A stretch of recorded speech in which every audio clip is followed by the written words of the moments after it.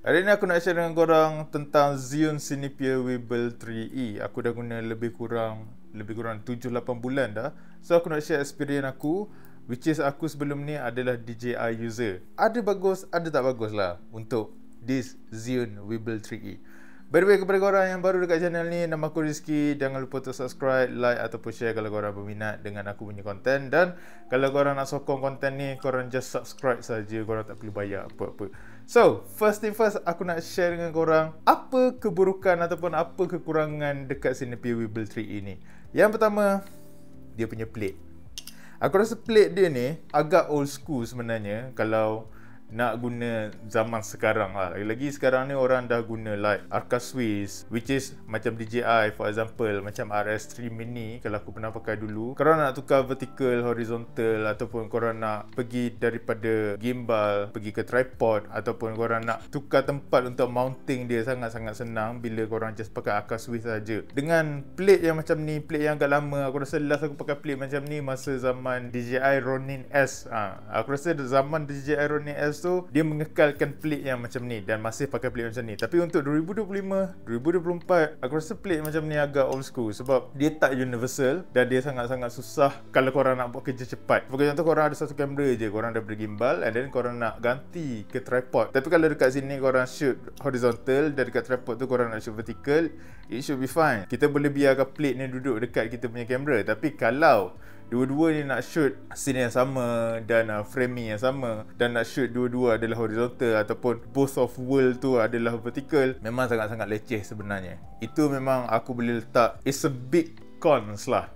Itu adalah cons yang paling besar aku rasa dekat Zhiyun Weeble 3E ni. Aku tak tahu Zhiyun lain pun ada yang pakai plate macam ni juga ke sekarang. Tapi untuk horizontal ke vertical, this one quite smooth sebenarnya. Okay, contoh macam ni, korang letak korang punya kamera and then korang keluarkan. Okay, ini daripada horizontal, korang keluarkan dia and then korang tukar ke vertical macam ni. So just a small calibration, memang korang dah boleh go for shooting lah. Another part yang aku betul-betul rasa ini memang betul-betul perbezaan yang sangat ketara juga daripada Weeble 3E ni dengan gimbal sebelumnya, which is DJI RS3 Mini. The smoothness, the stiffness, ataupun kalau nak cakap aku tak biasa lagi dengan gimbal ni, aku rasa aku dah pakai terlalu lama dah. Aku rasa dah nak dekat setahun aku pakai, or maybe 8 bulan macam tu kan. Tapi aku still tak jumpa momentum dia. Aku dah buat setting, aku dah tengok semua dah orang setting this Zhiyun. Mostly memang ramai yang cakap quite sensitif sedikit. So korang memang kena get used to it. Aku macam dah terbiasa dengan DJI punya stiffness, dia punya smoothness, calibration sendiri dekat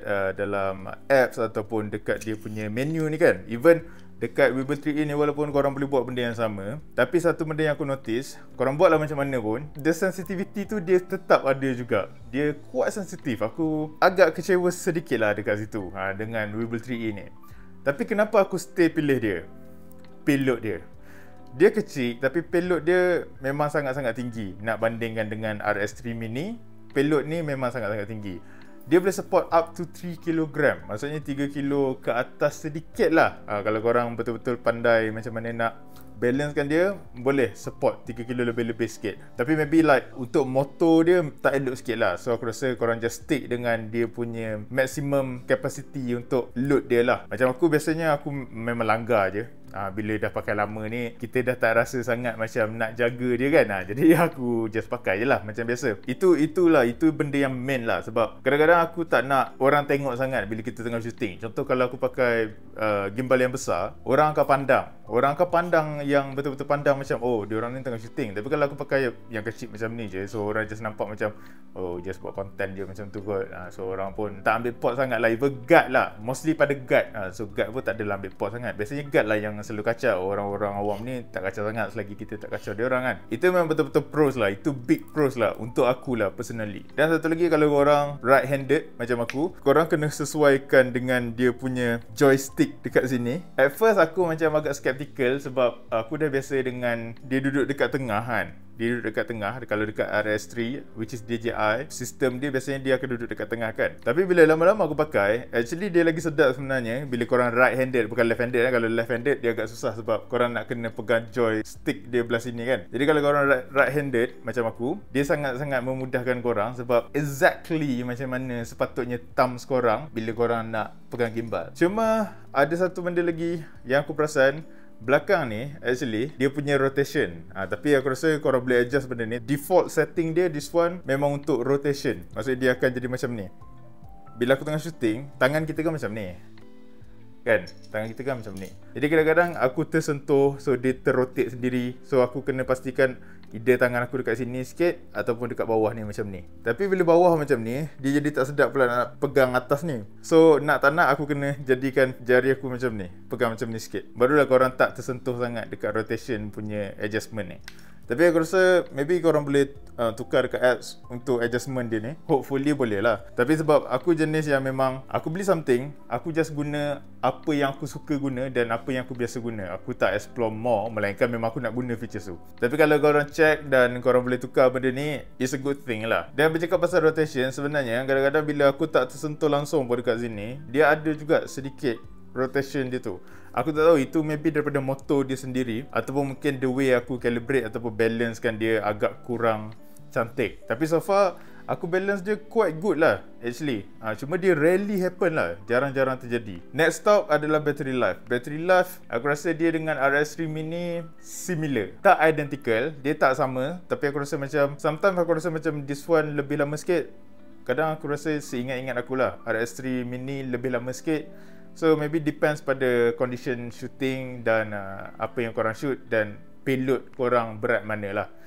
Tapi so far aku rasa 6 ke 8 jam tu tak ada masalah lah. Dan satu lagi kekurangan yang Weebill 3E ada dan RS3 mini pun ada, dia adalah built-in battery. So kalau bateri dia bermasalah, boleh jadi satu gimbal ni korang kena tukar ataupun korang kena cari gimbal baru lah. Next one adalah menu system. Menu system dia aku boleh bagi 5/10 lah kalau nak bandingkan dengan RS3 mini. Dia macam nak buat menu system yang tak nak complicated, just straightforward. Dia nak buat macam tu. Itu apa yang aku rasa lah. Tapi at least the interface tu ataupun UI dia tu bagilah nampak cantik sikit kan. UI dia aku rasa macam pakai 3310, to be honest lah. Dia tak ada benda yang membuatkan aku rasa macam gimbal ni premium bila tengok dia punya screen dekat sini kan. Tak ada. Macam aku cakap, dia macam nak buat straightforward. Dia macam nak bagi kita tak rasa complicated bila gunakan gimbal ni. But somehow dia membuatkan kita rasa ini adalah cheap gimbal. Aku tahulah dia memang affordable dan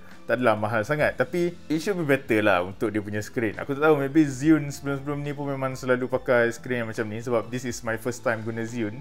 Previously memang aku just guna DJI je. Nak bandingkan dengan DJI punya UI, memang bagai langit dengan bumi lah. And then untuk lock mechanism dia, this one DJI pun ada. Aku rasa benda ni sama dan benda ni memang patut ada pun, which is untuk lock mechanism. User interface should be better. And then payload yang berat dengan motor yang kecil macam ni, that one aku rasa DJI boleh titik beratkan untuk next small gimbal lah. This one memang boleh cover everything yang korang selalu buat, lagi-lagi pada wedding videographer ke, ataupun korang as a content creator yang buat content, ataupun korang shoot content orang ke, semua boleh disettlekan dengan gimbal ni saja. Dan dia boleh support, percayalah cakap aku, dia boleh support at least semua lens prime yang korang ada, yang bawah daripada 70mm lah.